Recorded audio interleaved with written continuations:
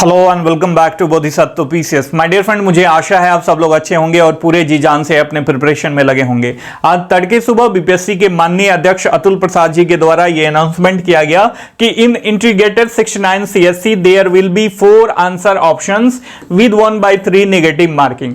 ये काफी बड़ा बदलाव है बीपीएससी सीएससी एग्जामिनेशंस के लिहाज से, यदि प्री की बात करें स्पेशली, लेकिन उचित समय पे इसे अनाउंसमेंट नहीं किया गया है। होता क्या है एक्चुअली कि कोई भी वैकेंसी जाती है, कोई एग्जाम, कोई अथॉरिटी जो इसका पेपर लेती है, वो नोटिफिकेशन के साथ ही अनाउंसमेंट कर देती है कि ये सिलेबस होगा और ये आने वाले एग्जाम में ये चेंजेस आपको देखने को मिलेंगे। लेकिन बीपीएससी थोड़ा सा यहां पे मनमौजी हो चुका है। हालांकि ये अच्छे चेंज है, अच्छा स्टेप है, बीपीएससी अपने को मेंटेन कर रहा है, कंपटीशन को थोड़ा सा स्केल अप कर रहा है, ये बहुत ही जरूरी है डायनामिक सोसाइटी में। स्पेशली यदि सर्विस सेक्टर की बात करी जाए तो जैसे जैसे सोसाइटी चेंजेस लाती है, अपने आप में डायनामिक चेंजेस होते हैं, तो सेवादार जो भी लोग होते हैं, सिविल सर्वेंट हो या डॉक्टर, मतलब किसी भी तरीके के सर्वेंट हो, पब्लिक सर्वेंट हो, उनमें भी चेंजेस आनी चाहिए, उनकी पर्सनालिटी में, उनकी तार्किकता में, उनकी एनालिटिकल एबिलिटी में, ये सारी चेंजेस आती है। और ये सारी चेंजेस की जिम्मेदारी अथॉरिटी पे होती है कि कैसे वो अपने कैंडिडेट्स को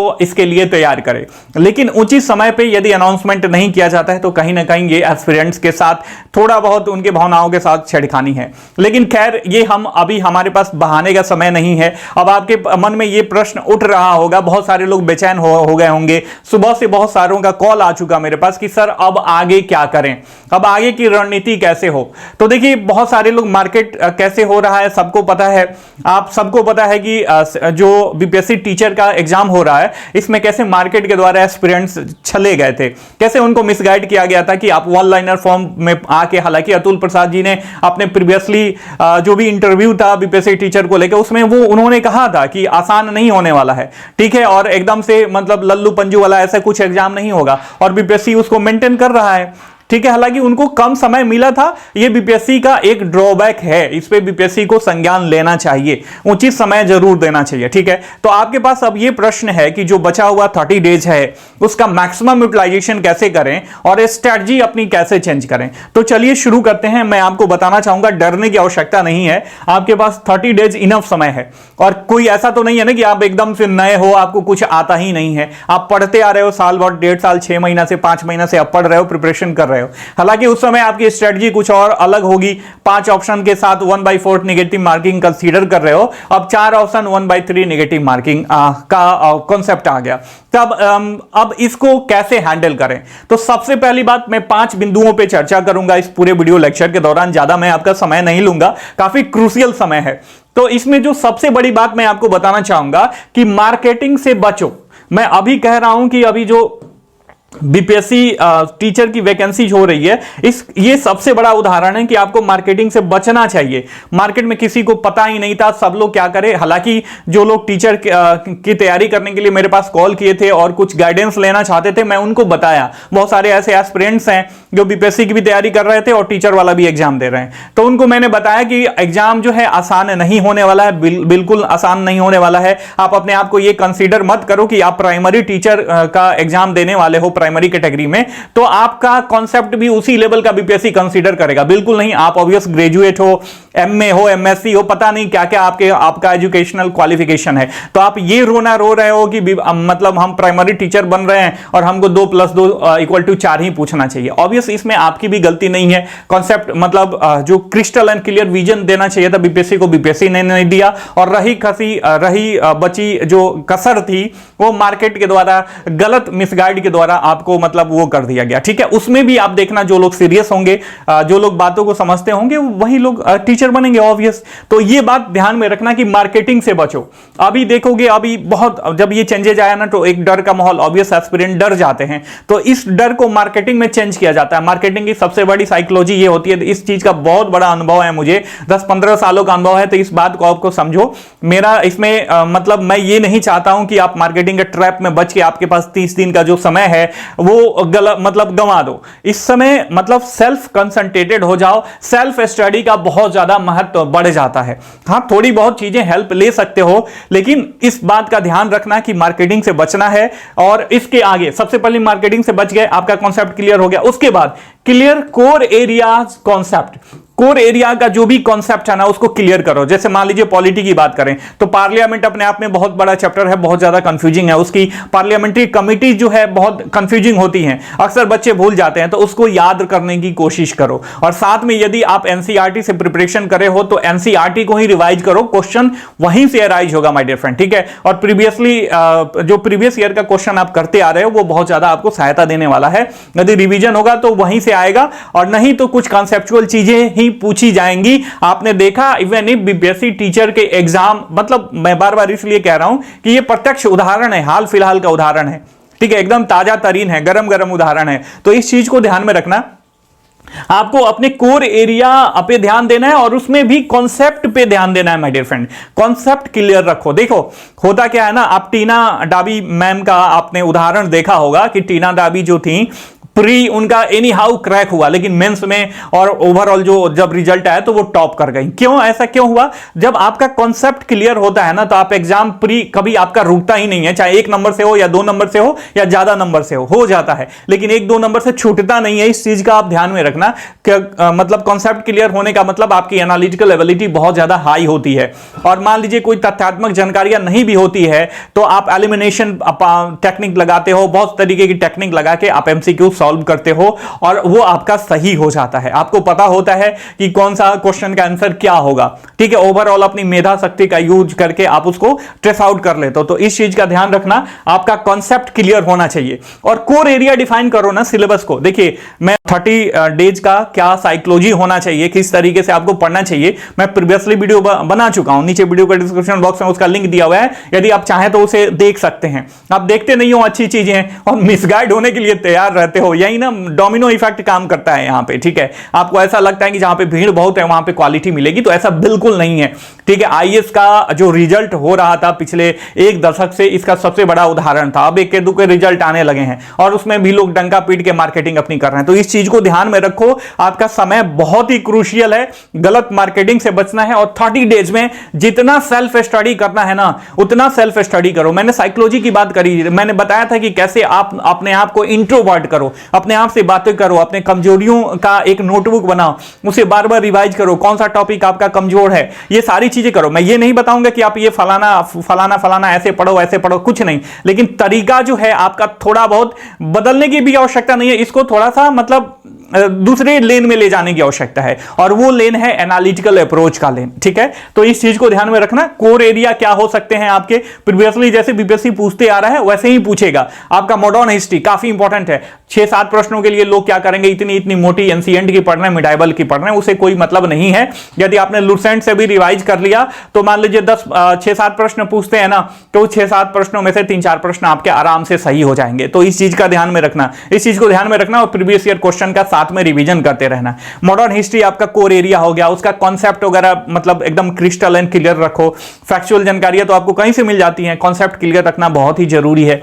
साथ में आपका साइंस हो गया। साइंस में मैं हमेशा कह रहा हूं, मतलब एक शॉर्ट वीडियो भी बनाया था कि आपके पास जो समय बचा हुआ है एटलीस्ट 9th और 10th का साइंस एनसीईआरटी के द्वारा आप लाइन बाय लाइन उसे कवर कर लो। एक बहन ने मेरे पास कॉल किया था, कुछ ने कमेंट किया था कि सर अब 30 डेज में इतना कम समय बचा हुआ है, कैसे करें। My dear friend, at least you have 30 days ना, 30 डेज तो है ना आपके पास, और उस 30 डेज में मात्र आपको 10 दिन का समय लगेगा, और वो भी पूरा दिन भर नहीं पढ़ना है एनसीईआरटी, ठीक है। आप 2-2 घंटे दे सकते हो साइंस के लिए, और उसका चैप्टर वाइज मैंने बताया था कि कैसे जो है एक्टिविटी जो दी गई होती है साइंस की बुक में, वहां से भी प्रश्न अराइज होता है। तो ओवरऑल मेरे कहने का यही तात्पर्य है कि अपनी एनालिटिकल अप्रोच पे ज्यादा ध्यान दो। जो समय बचा हुआ है कोर एरिया डिफाइन कर लिए, जैसे हिस्ट्री हो गया, आपका साइंस हो गया, करंट अफेयर्स हो गया, बिहार स्पेशल हो गया, ये सारी चीजों को मतलब कंसीडर करो। 4 एरिया पे मुख्यतः फोकस करो और यही 4 एरिया आपका सिलेक्शन दिला देगा, ठीक है। और उसके बाद ऑब्वियस पॉलिटी आप बिल्कुल पॉलिटी आप एनसीईआरटी से ही पढ़ के जाना, यदि प्रीवियसली पढ़ रखा होगा तो। कोई जरूरी नहीं है आपके लक्ष्मीकांत जैसे इतनी मोटी गाइड बुक पढ़ने का, ठीक है। आपको लक्ष्मीकांत से ज्यादा बेनिफिशियल होगा। और कॉस्ट इनपुट की बात करें तो एनसीईआरटी ज्यादा आपके लिए लाभदायक सिद्ध होगा। ठीक है, तो इस चीज को ध्यान में रखना। मैंने बता दिया मार्केटिंग से बचना है, कोर एरिया डिफाइन करके उसका कोर एरिया का कॉन्सेप्ट भी आपको क्लियर करना है। ठीक है, उसके साथ साथ ये बहुत ही बड़ा एक जहर बन के फैल रहा है बच्चों के बीच। वन लाइनर फॉर्म से बचो। बड़ी बड़ी एजुकेशनल टेक्नोलॉजी पे बेस्ट एजुकेशनल कंपनियां उतर चुकी हैं मार्केट में, वहां भी टीचर वन लाइनर फॉर्म में बच्चों को पढ़ा रहे हैं। माय डियर फ्रेंड, आप समझ जाओ चीज को। मैं मतलब ये कह रहा हूं, आगाह कर रहा हूं, अभी भी जो 30 दिन का समय बचा हुआ ना, उसमें मैं ये बार बार कह रहा हूं कि आप एनालिटिकल अप्रोच पे ही ध्यान दो।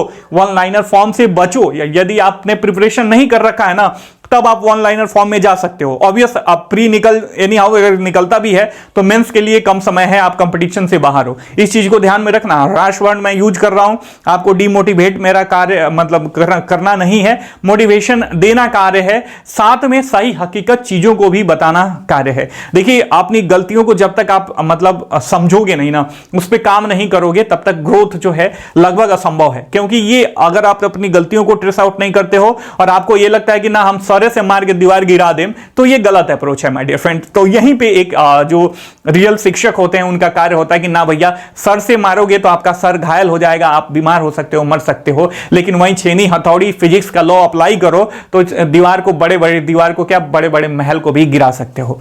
ठीक है, तो इस चीज को ध्यान में रखना। वन लाइनर फॉर्म से बचना है। आपके पास जो भी समय है उसमें आप क्या करो, एनसीईआरटी पढ़ लो ना, 9th 10th का एनसीईआरटी पढ़ लो, प्रीवियस ईयर का क्वेश्चन लगा लो, बार बार करंट अफेयर्स पे कमांड कर लो, इतना ही में आपका सिलेक्शन हो जाएगा। और साथ में एमसीक्यू मतलब जो टेस्ट होता है उसको दे लो, एटलीस्ट 10 टेस्ट दे लोगे ना, कभी importance of test has been increased. अब आप कहोगे कि सर हम तो 5 को कंसीडर करके और 1/4 पे दे रहे थे टेस्ट और 80-90 आ रहा था। तो देखिए, अब थोड़ा सा समय मतलब बदल चुका है और इसमें आपको करना क्या है कि कम से कम 10 फुल लेंथ टेस्ट आप दो। ठीक है, जिसमें 150 एमसीक्यू हो, बढ़िया स्टैंडर्ड हो, मार्केट में जाओ, दिन भर घूमो, मतलब थोड़ा सा घर से निकलो, पटना चले जाओ, दिल्ली चले जाओ, मतलब आसपास हो तो इन शहरों के, नहीं हो तो प्रीवियस ईयर क्वेश्चन का एनालिसिस करो। बस मैं इससे ज्यादा कुछ और नहीं कहूंगा, क्योंकि जो है यदि आप ज्यादा लोड लोगे तो कहीं ना कहीं आपका रिवीजन प्रभावित होगा। ठीक है, तो importance of test has been increased. आप कम से कम 10 फुल लेंथ टेस्ट लगाओ। और बहुत बच्चे करते क्या है कि एक हमारी पेड मेंबर्स हैं, हमारे पेड ग्रुप में जुड़ी हुई हैं छात्रा, वो कह रही थी सर 150 एमसीक्यू एक बार लगाने का नहीं मन करता, कभी 50 लगा लेती हूं, कभी 60 लगा लेती हूं। तो ये भी सही अप्रोच नहीं है। बीपीएससी का फॉर्मेट है कि 12 से 2 बजे तक वो टेस्ट मतलब एग्जाम कंडक्ट करवाता है, तो आप भी 12 से 2 बजे के बीच ही बैठो। डेली जिस दिन आप टेस्ट लगाओ उस दिन सोचो आपका एग्जाम है और 12 से 2 बजे के बीच बैठ के आप पूरा टेस्ट लगाओ। 2 घंटा पूरा समय देके टेस्ट लगाओ। ठीक है, पूरा मतलब जो भी आपके पास मेधा शक्ति है सबका निचोड़ अपने टेस्ट में प्रोवाइड करो। ठीक है,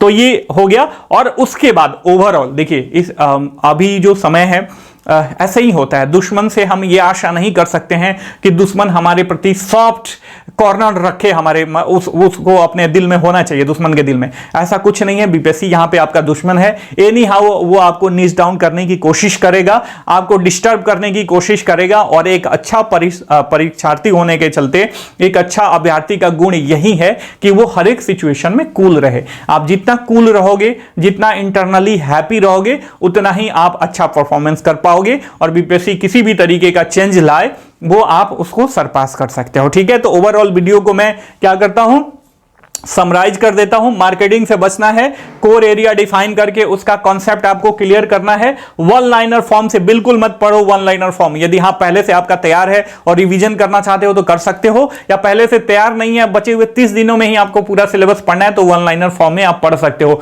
वो भी लूसेंट बेटर है, लूसेंट ज्यादा आपको फ्रूटफुल होगा। लूसेंट या क्राउन किसी बुक को उठा के पढ़ लीजिए। ठीक है, इसके बाद importance of test paper has been increased. कम से कम 10 फुल लेंथ टेस्ट जरूर लगा के जाओ, 12 से 2 बजे के फॉर्मेट में, और पूरा 1/3 नेगेटिव मार्किंग कंसीडर करके जाओ। ठीक है, मार्केट में अब कहीं और टेस्ट सीरीज मत ज्वाइन कर लेना 10,000 5,000 देके। मार्केट में जो भी अवेलेबल है 4 क्वेश्चन के फॉर्मेट में अवेलेबल होगा। मुझे लगता है कि कोई करा ही नहीं रहता ऐसा किसी को, क्योंकि किसी को पता ही नहीं था। बीपीएससी का यही तो सबसे बड़ा ड्रॉबैक है और बीपीएससी को इस पे काम करना चाहिए। और अंततोगत्वा इस ओवरऑल एग्जाम आपके लाइफ से बड़ा नहीं है। कूल रहो, जितना कूल रहोगे आपका परफॉर्मेंस इंक्रीज हो जाएगा। ठीक है, गाइडेंस वाला वीडियो मैं प्रोवाइड कराते रहूंगा ताकि आपका जो 30 डेज का समय है आप ज्यादा इसमें अपने आप को एक्सेल कर सको और एग्जाम को क्रैक कर सको। शुभेच्छा के साथ, शुभकामनाओं के साथ मिलते हैं अगले वीडियो लेक्चर में। तब तक के लिए साइनिंग ऑफ, टेक केयर, जय हिंद, जय भारत।